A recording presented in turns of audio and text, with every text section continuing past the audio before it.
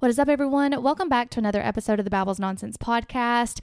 I'm kind of continuing the conversation this week that was on last week's episode, that meh, blah, funky mood feeling with Meenu this week. Kind of structure it a little bit more professionally.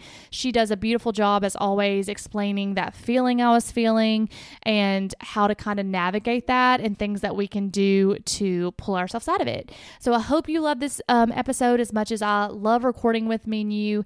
As always, you can find her information in the show notes. Just go down to the show notes and click on her. And if you want to book a session, definitely do that. Highly, highly, highly recommend. But yeah, let's get started, guys.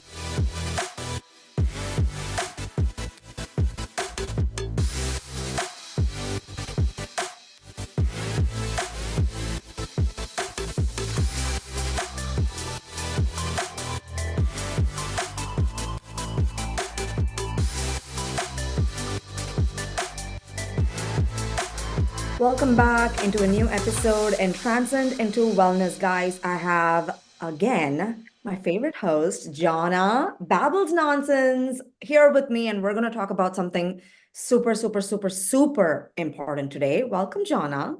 Thank you, Meenu. I wanted you also on my podcast because last week I just was feeling very unmotivated, and it's not really just it's been a couple of weeks, like just feeling not really happy, not really sad, not depressed. So like, I want to go ahead and put a caveat out there. Like, this is not for like, if you're truly depressed, definitely seek medical attention.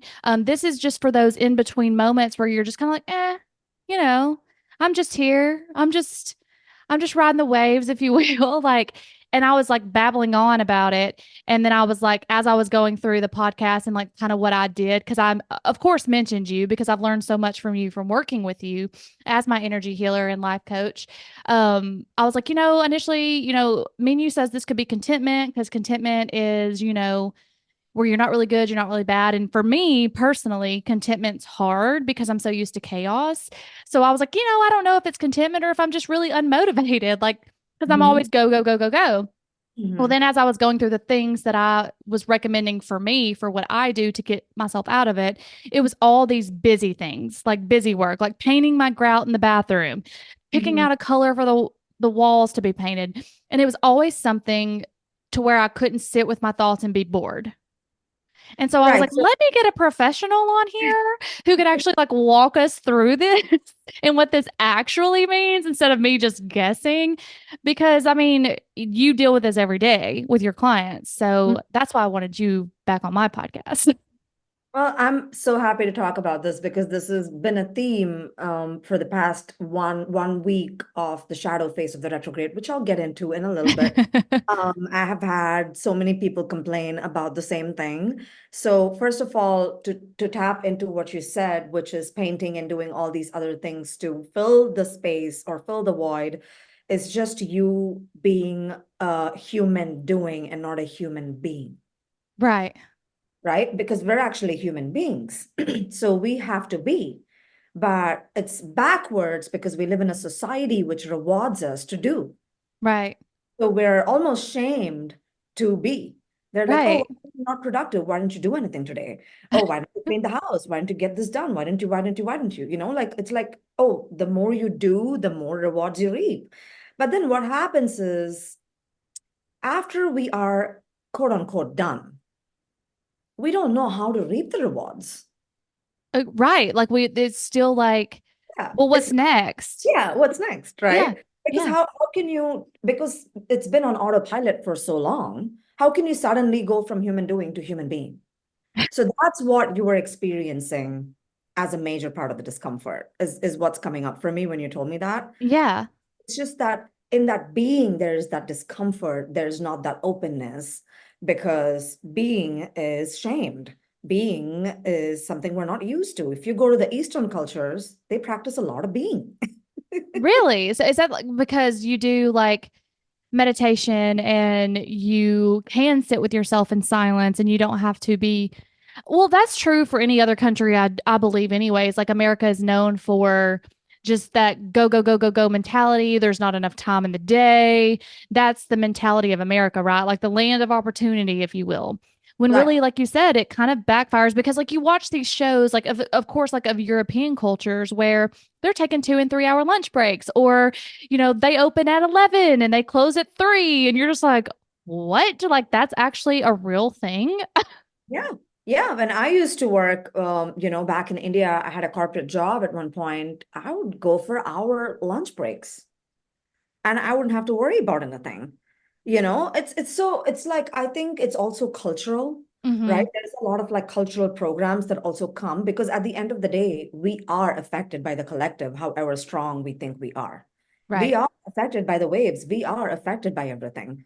We can deny it and say, no, I'm in my own power. Yes, you are, but we're also a community. We're also a tribe. Remember, we came from that. We are a tribal mentality. We come from the tribe. So we will be affected by what other people are telling us to do, Right. depending on where we're at. It's like, I was talking about this to another friend the other day when I landed, because I had visited Thailand last year. And when I landed in Thailand, I felt peace, right? And then when I came back to United States, I felt rushed.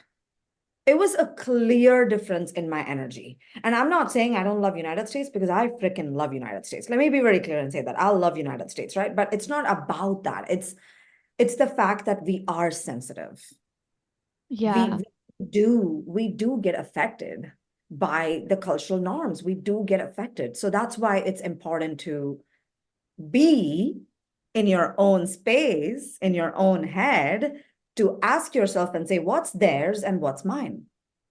And I like that. So, and that's also something that I noticed, that something you just said differently. You said that when you went to Thailand, you recognized peace. Mhm. For me, when I go on vacation, I don't recognize quote unquote peace. I recognize boredom, Mm. because I am, whether it just be like, oh, we can sleep in until 9 today, or, we're just going to leisurely do something and there's no plans, there's no like specific itinerary. I do feel like in my life, I have to constantly have these moving pieces, which I know Mhm. a lot of mine is childhood stuff, like just like we mentioned earlier, like always constantly having chaos, and I thrive in chaos, like I truly do. And I think I try to create sometimes chaos in my own life. Like I don't try to, but I just naturally create chaos in my life because I feel weird or bored, or I just feel like something's off, something's wrong, Mhm. something isn't right. When I just have downtime I could, like, okay, for instance, I could have downtime today and sit and be like, okay, what are we going to think about the podcast? Next week, let's sit down and meditate on it. Let's get creative. Let's journal. Let's go to the internet. What are people talking about? What are people saying? Sometimes people will DM me, but I don't do that. I'll just be like, I'm bored. I have nothing to do. I don't know what to do. I just feel uninspired, when really there's inspiration all around us. So I don't know why I keep saying I'm uninspired and unmotivated. Right. And it's very interesting because doing meditation is also doing. So maybe you Right. can reframe that in your mind. Well, like I've told you before, I try to meditate, and but to me, it's boredom. Meditation, like to me, it equates to boredom. And I think it's just that sitting still. Right. Like I even have a hard time sitting on the couch, just vegging out on TV. Like I'll do it occasionally, but like I'll sit there for 30 minutes. I'm like, I got to get up. I got to do something. I'm bored. Like I'm being lazy. Right. So there is a lot of judgment that comes with it. It's not Yeah. just, there's judgment that comes with it. And whenever we judge something, we run away from it. Hmm. So you see, there's a deeper layer outside of there's the deeper layer outside of boredom, which is lazy, and I can't be lazy. Hmm. So there is always that judgment that comes with it. So it's really interesting with like practices like meditation and things like that. And me and my spiritual teacher, we recorded an episode yesterday and we talked about it, is that unless you have a very strong motive or a reason as to why I should meditate, you will not meditate. It's that Okay. simple. If it's just a checklist, you will not do it. You, Okay. you won't do it because you don't have a very, very, very strong purpose and a reason, right? So for you, you have to find out, what is my purpose and what is my true reason? Why do I need this practice? And it's not about want or desire, but need, because human beings are driven by need. They're driven Hmm. by they're driven by need. Yeah, you're right. So unless you tap into that, you're still going to carry this judgment. Does that make sense? So you have a lot of like maybe journaling, maybe going inward and asking, what is it that I actually truly need, for me, so that I can sit still without judgment? That's something, that's a very like jhana question, which we Right. really tap into by yourself when you're alone. Right, right. Now, for those who are listening who may be feeling the same way, but maybe to them it's not boredom, or they're like, oh, honey, I ain't got no trouble sitting on the couch. And then they truly are like, I'm lacking motivation to get off the couch. Like, I could sit here and watch TV all day. Then what do you think that is for them? Like, I know it's always individualized, like, you would have to know more behind the stories, but like, what creates that meh kind of feeling like, it's almost hard to describe because you want to say it's lack of motivation, uninterested, but sometimes it's not even that. It's just like, I'm not happy, I'm not sad. I don't really know how to explain it. Interesting. Yeah, because I think the fact that we have to figure it out is very interesting for me because it's like numb is good in my language. Whenever Mm-hmm. my clients say I feel numb, I feel like good. That's great. And when they say I feel happy, I'll feel like, okay, that's good too. But you know what I don't trust? I don't trust happiness Okay. because happiness is the most fleeting emotion there ever is. It Okay. doesn't Elaborate a little bit more on that for me. last, it doesn't stick, right? Today, I'm happy because something happened outside of me externally. Tomorrow, True. I'll be happy if that doesn't happen externally. So, what am I depending on? Something else outside of me. Right. So, whenever we depend on something else outside of us, it's not lasting. It doesn't stick. It's very fleeting, right? So, when people say happy, I'll take it just with a grain of salt and be like, good for you. And I'll just move on. I'm never going to be interested and ask them, oh, why are you happy? Like, what, I'm not interested. No offense to them. It's Yeah. just very fleeting for me. Right. And because I've talked to over 2,000 clients in my lifetime, it's like, I know that happiness is the most inconsistent forces ever. Which makes sense. I mean, that makes a lot of sense because when you look at it in the aspect of money, relationships, when those things leave, you are no longer happy. Well, in some instances, some people get happier when they do leave relationships, but Yeah.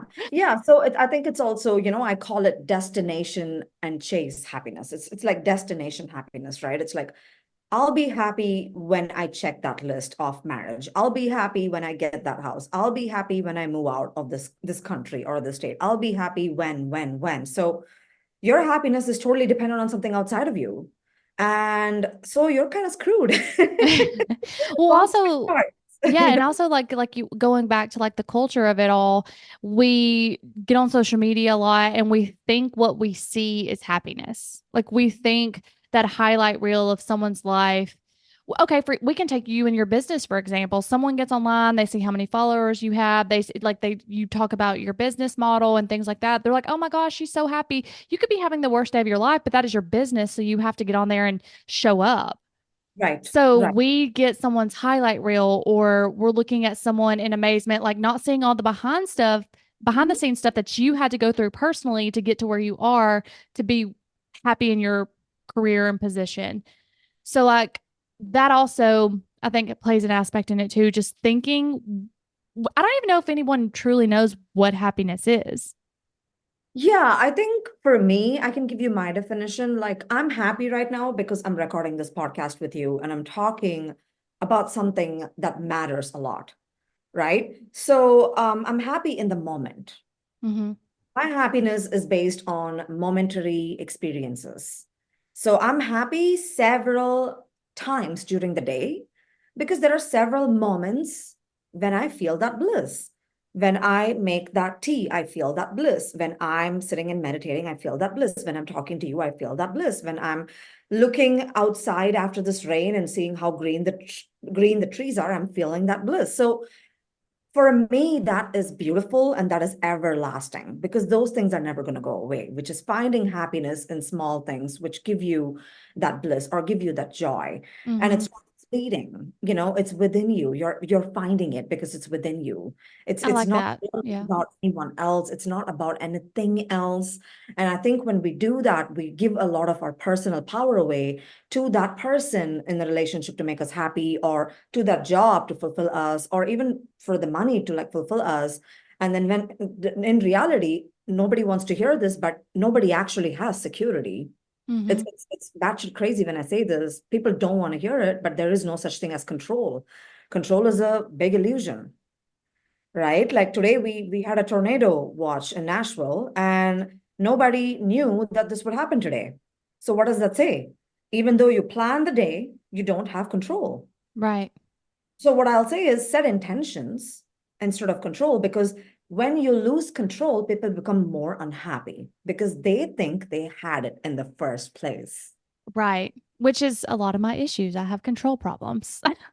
But the fact that you're recognizing it is an opening. Yes. I've That recognized it for a long time. I just haven't changed anything. Right, right. So you have to identify within you why you need to change it. Because some people are happy with it. Some people are okay having control issues. Some people are okay being the way they are. They Hmm. don't have a big motivation. They don't have this big thing that they need to change or want to change. And that's their personal reason, right? They're Right. not motivated by that external factor or that other thing that's on the other side. They're not motivated by that. So they don't change. Like for me, for example, I am motivated and driven by inner peace, like no other. So I will do things every day to get there. Okay. If I wake up in a funk, even if I feel shitty, even if I feel whatever, I will do my practices. I will tap it out. I'll meditate. I'll journal. I'll do breathing techniques. I'll do whatever to get there because I'm inherently motivated by how that peace feels to me. And does that always work for you? Like, so for instance, like someone like looking at you who, you're a guru, or you would be quote unquote what I would say, I feel like your life is pretty happy. Like you feel bliss probably 80% of the time. So on those times where you're not feeling that, or you wake up in that funk, or you wake up in that mood, because you're human, you're not a perfect human. You still have those moments, even though you practice Right. bliss and peace and things like this. Have you ever had a moment where you've done your techniques, whether it be meditation, tapping, and nothing work? Yeah. Last week. And then like do you just what is your advice then? Do you just sit with it? I know you have told me like sometimes you just invite that energy because it's meant to be there. Mhm. But Mhm. what if you can't invite it or accept it? Right. So last week, I don't want to get into the details of it, but last week was a really hard week for me personally. I was dealing with a lot of things. So many people from my past were starting to show up and cause a little bit like stir or chaos within me. Right. So I had to deal with a lot of like emotions. I had to deal with a lot of like questions and self-inquiry. And overall, the theme of the week was unsettling. Right. So this is the thing. I did not create any story out of it. I did not create any meaning out of it. I sat with it and I was like, this is what it is. And it's okay. And I still did my sessions. I still showed up for my clients. I still had a ton of work. I still did my workout. I still connected with my friends. Nothing changed. I didn't create a story out of an emotion. So when you create a story out of an emotion, you become victim to the story. For example, if you wake up in a funk, and you're trying to be like, oh, why am I waking up in a funk? I shouldn't be waking up in a funk. I feel awful for waking up in a funk. Oh, my mom told me you should never wake up in a funk and always have a smile on my face. Oh, I probably woke up in a funk because I talked to my, like friend last night. I probably woke up in a funk because I did this, I did that. So what are you doing? You're creating stories, which is you trying to find security or certainty of the funk. Mm-hmm. But instead of creating the story, if you ditch the story and sit with the funk, the chances are the funk is going to go away pretty quickly. We just got to But sit with it.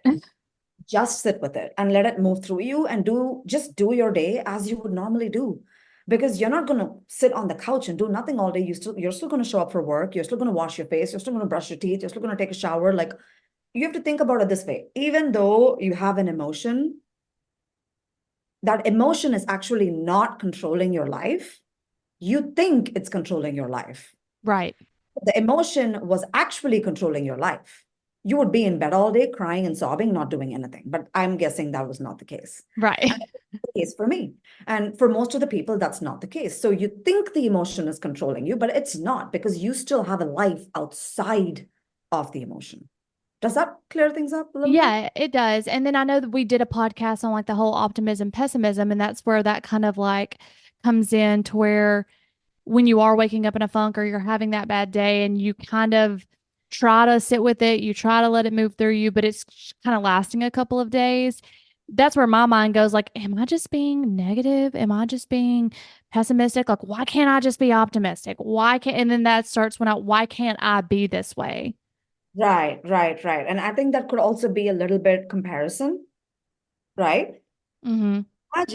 Just imagine people around us just decided to be really freaking honest and That'd be really freaking nice. honest, right? And then just say, oh, I was in a funk all week last week, but I'm feeling better now. And imagine people started showing up on social media being really freaking honest. Then guess what, Jonna? You wouldn't feel that way. Right, Not much. Because you feel a sense of belonging. You feel like you're not alone. right. You feel like you're actually a part of the collective. But what's happening right now is this social media BS, which is like showing only the happy highlight reels of their day and their lives. So that actually puts us in more judgment of the funk or the stuckness. So that's why we say it's really important to like declutter. It's important to take breaks. It's important to reflect what's really coming up for you, because most of the time, sometimes you're just feeling other people's shit. Right, right. I agree. Now, people are talking about Mercury in retrograde. I don't know much about it. I know it happens quite often, it seems. So tell us a little bit about that and why it kind of shifts our energy into this like blah, whatever mood.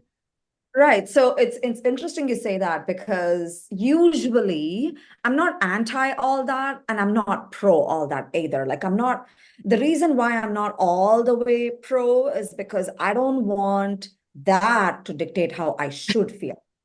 Right. So Right. for example, Or on the yeah, other end of the spectrum, people blame everything exactly. on Mercury in retrograde. It's like, oh, I'm being a bitch today because Mercury's in retrograde.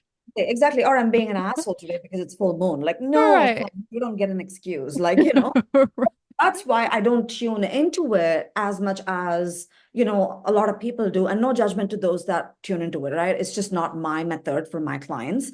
So I'll just say, if something is coming up and you're doing all your practices and there is something beyond you and the practices are not sticking or working, then it is time to look at those things and ask yourself, what is that bigger force which is more than me, which is affecting my energy right now? So that is when I actually look at, retrograde. Oh, are we in pre-shadow? Are we in post-shadow? Are we in the phase? For example, last week was all pre-shadow. And what I does that did it. mean? What is pre-shadow? Shadow is like before the actual retrograde starts. Okay. April 1st is when it started.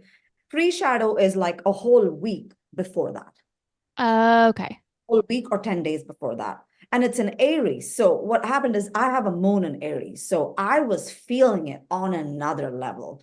So I meditated. I still did everything. Like I did everything and I carried on with my day, but I was feeling, the heaviness of it. And that's when I got curious and I checked and I was like, oh, okay. So it's in retrograde and it's in pre-shadow. So if you ask me what retrograde means, I honestly have not looked into it deeply. What I do know is that it causes delays. A lot of your past contact comes back in. It causes technological difficulties.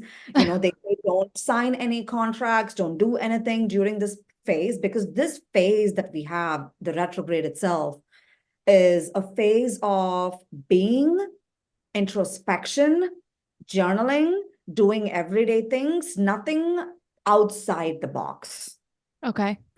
Nothing new, like don't go and sign a property today, like don't sign an agreement, like just don't do all of those things during it, because it's almost like, think about it this way, the forces are going backwards instead of forwards. So Okay.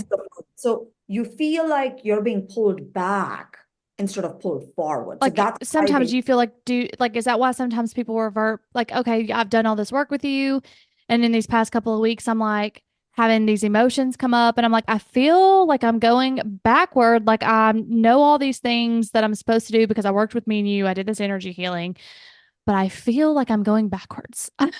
right, exactly. That's why it is. And it's really interesting because I'm absolutely not a guru. Like, I mean, I don't think of myself as a guru. I have a lot of learning to do myself, but Yeah, but you're um someone's guru.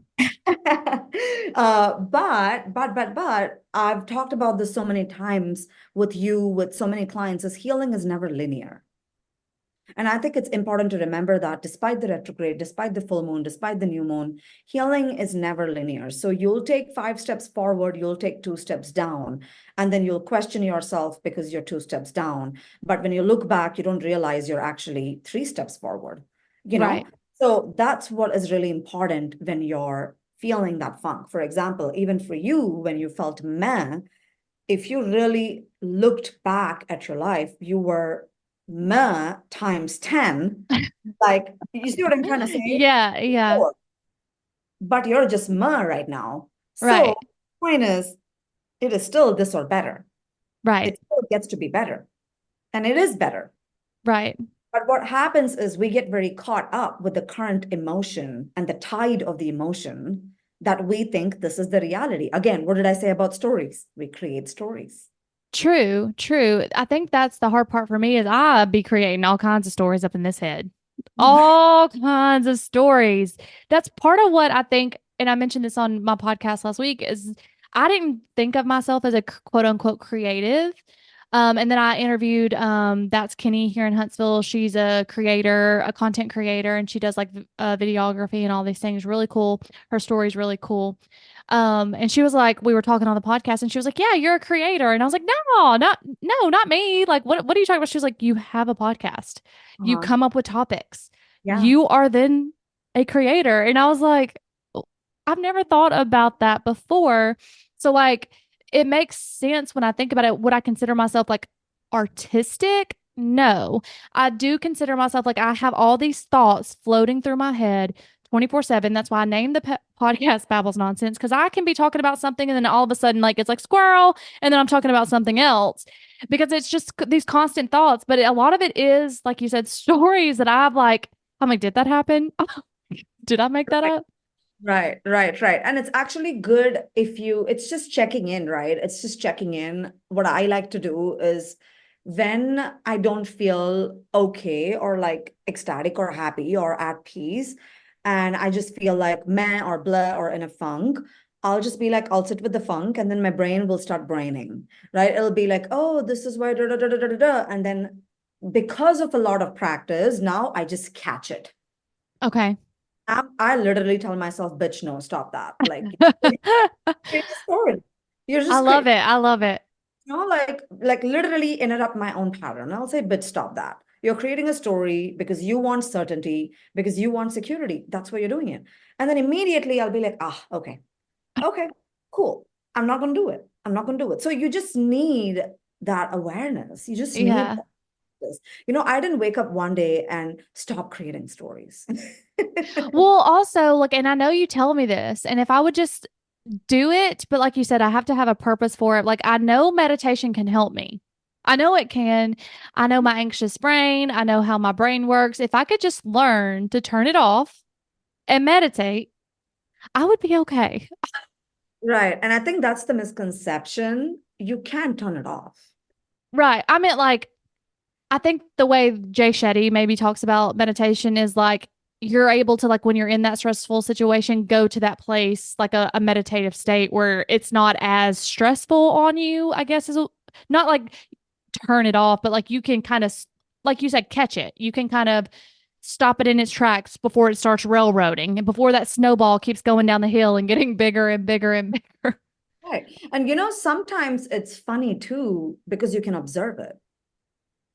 Yeah. What that means is when for overthinkers, I have this strategy, which is like, why don't you observe your story?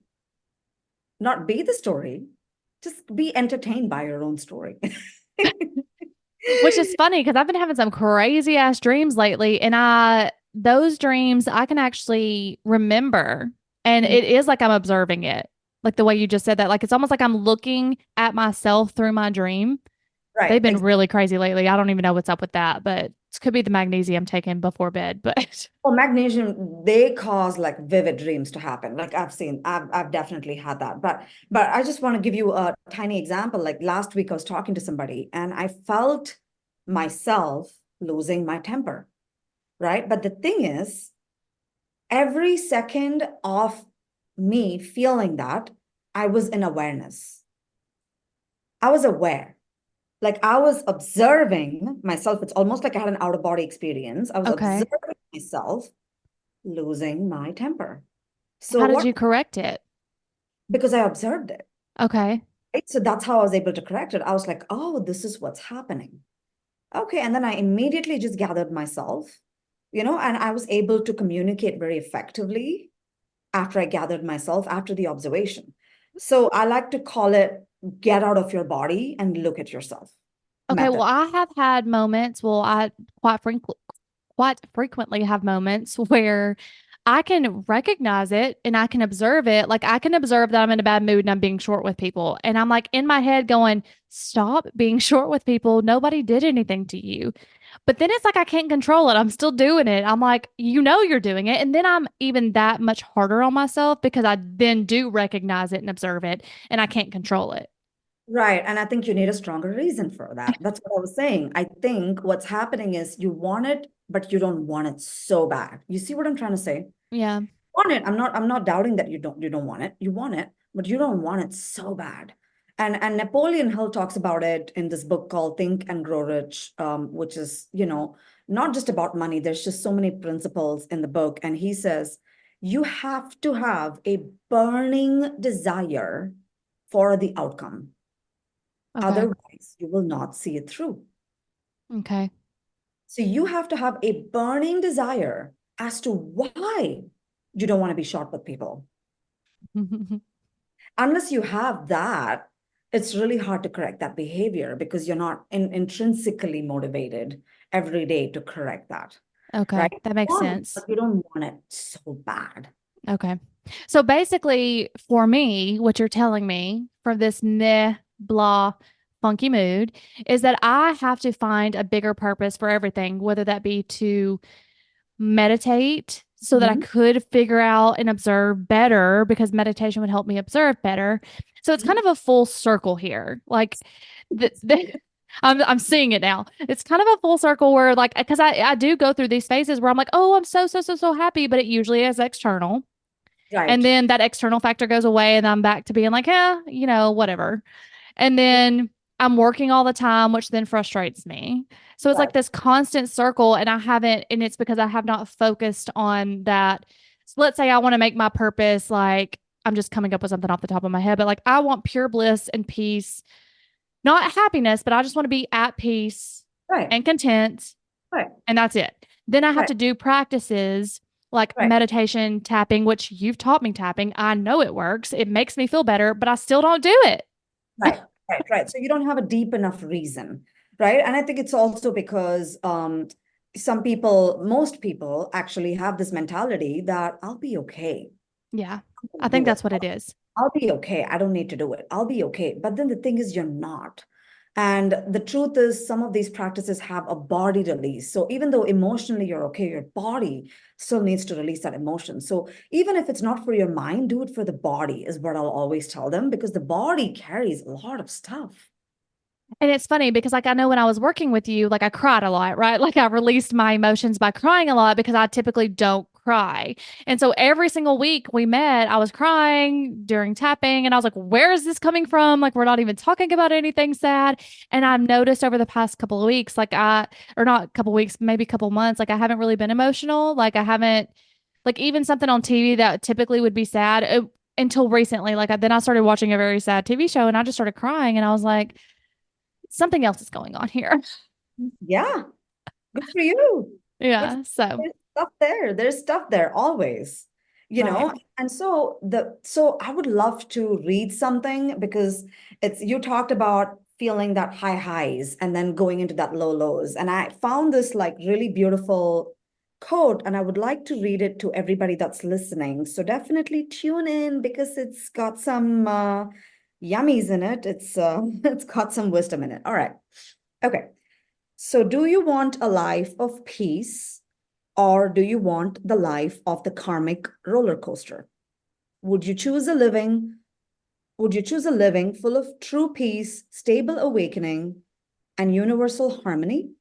Or a little of waves, which are the high highs and soul crushing lows? Well, first, let me tell you the nature of society, your biology, and every aspect of Maya, which is also called illusion. It is a black hole that sucks you into this point you forget who you really are or what life actually is. This is what selling your soul loosely translates to, but this is done out of innocent ignorance, unlike what the phrase implies. The result of this black hole is you going after the highs in the name of chasing a false bliss to fill a godless void within, a void that never, ever fills. So instead of going after the high highs or the low lows, choose a life of true peace. No, I love that. That's beautiful. And I know when you read that to me earlier, I had mentioned like that was exactly the sermon for Easter Sunday a couple of Mhm. weeks ago. Like he was just talking about like chasing just worldly objects like money, cars, fame, houses, career, and never, and like you're, you're seeking those things to make you happy, but you're not seeking for it in a spiritual way, in that attainable way that you're like you said, finding it from within. Mhm. Find it from within. Like right now, I'm having a cup of tea recording this podcast, and this tea is delicious, and I'm happy. It's that simple. It gets to be that easy, and it gets to be that simple if you want it to be. And I But think if we overcomplicate it. You yeah, know, we like all we're like, he can't make me happy. Like that's not what's going to do it. It's going to be once I have $1 million in my bank account. That I won't be happy until then. I won't be happy until I lose 20 pounds. I won't be happy until I'm the CEO of this company. You know, so I now see what you're saying. And I love that we talked about this because it kind of explains my mood just a little bit when I couldn't right, explain it. And I'm sure other people out there feel the same way, which I know you said your clients, it was kind of coming up in a theme right. It and no one was. really talks about it. Yeah, nobody talks about it. So, my social media at least you, John, I really appreciate this about even you is you're very like honest in your social media. And I think there needs to be more people who are just honest about how they feel. Like, yeah, you had a shitty day. Okay, cool. So let's talk about having a shitty day, right? Why should we always like post only happy things and only why? Let's normalize being human and having human experiences because let us make others feel not so alone, Right. like I agree. make them feel more like in a sense of belonging. We're all here to help each other, so let's actually do that instead of doing this like fake positivity bullshit and saying, oh, look at my social media, oh, it's just so like perfect, look at all this, but then you go to their house and you listen to their conversations, they're absolutely freaking miserable. I Right. know this because some of them have worked with me. Well, I mean, we all know a person like where I've had conversations with friends where they're like bashing their husband or they're in this miserable marriage. And then they post literally 30 minutes later when they get home this photo of their husband and just saying how much in love they are. And I'm like, what? I'm like, that is not what you just said, when we went to lunch 5 minutes ago. No, I'm just making up an example. Like, don't nobody go off But the rails there. what I really want to highlight here, which is going a little deeper, if you don't mind, is like you're not in congruency with your truth. So Hmm. that can actually cause different consequences for you if you're fake, right? Because you're not true to yourself. So if you're not true to yourself, who are you true to? Right. So that's a bigger question, which has like it's a bigger can of worms. So I think that's why the energy of truth, again, coming full circle into happiness and everything, which more than happiness, I like the essence and the energy of truth because it's a very high vibration. If Hmm. you can honor and be in the essence of truth, which is how am I now? What's coming up for me now, not yesterday, not 6 months ago, now, here and now, which is the present, and honor that and sit with that. I think you can be free. I think everybody can be free, but we don't honor that. We run away from that, but because that's what we're taught. Full Right. circle. 1000%, 1000%. Thank you for doing this with me and like Yes. kind of piecing that together a little bit more structurally where people could understand because literally was babbling on last Right. week because I was like, I don't even know what I'm feeling, but I'm going to try to talk about it. But now that I have a professional, guys, seriously go follow Meenu and book a session with her or book a what is it? You do like a consult call first to see if y'all are a good fit. Like I like money I would pay 1,000 and 1,000 and 1,000 and 1,000 times again, worth every penny of it. I just have to put into practice what you taught me. Find the I mean, you motivation. can only, yeah, I can only, like, you can only tell me to do something. I have to be the one to implement. And it's like that with everyone because I know how you are, Jonna. Like you're always looking out for your friends or you're always looking out for your people. And I've told you this. You can tell the camel where the pond is, the camel has to drink the water. Right, right, right. No, thank So you again for doing this. As always, like, it's always a great time talking to you. It just clicks whenever you say it for whatever reason. So that's why you say you're not a guru, but you're my guru. oh. So, Well, thank you so much. I have the best time talking to you. As always, like I told you, you're, my favorite podcast host and you have a podcast voice. So I don't care what you think, but you are a creative. I agree with your friend. You are a creative. So well, yes. So thank you as well. making these episodes, keep being authentic. Let us create this ripple effect. And you're doing it through your podcast, you're doing it through your social, but let us all that who are listening to this podcast, let us create a ripple effect of just being in truth, being in congruency with how you really feel. And let that spread. Let everybody feel a sense of belonging because we're all in this together, guys. We're all going to go together. We're all came in together. And so let's instill that sense of belonging. And on that note, thank you so much for tuning in. And I will see you guys in my podcast. Obviously in my show notes, I'm going to include Jonna's details and she'll do the same for me. And just follow us because we're going to collaborate and do more episodes like this. And thank you so much for tuning in, Jonna. Thank you guys. And I will see you guys next week. Same, guys. Bye.